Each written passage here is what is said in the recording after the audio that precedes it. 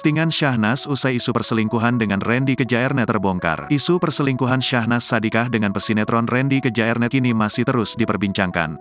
Dugaan perselingkuhan Syahnas Sadiqah ini langsung dibongkar oleh istri sah Randy Kejaernet, Lady Nayoan. Tak tanggung-tanggung, Lady Nayoan membeberkan bukti-bukti hingga chat mesra antara Syahnas Sadiqah dan Randy Kejaernet ke media sosial pribadinya.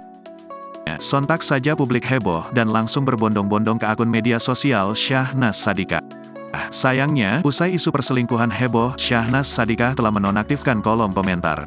Di tengah isu perselingkuhannya, Syahnas Sadiqah mengunggah postingan terbaru di Instagram Story-nya. Namun, postingan Syahnas Sadiqah itu hanya mengunggah promosi akun online shop. Syahnas Sadiqah hingga kini belum memberikan tanggapan atas isu perselingkuhannya dengan Randy Kejaernet. Tak hanya Syahnas, sang suami JJ Govinda, ibunya Emi Konita juga ikut menonaktifkan kolom komentar di Instagram.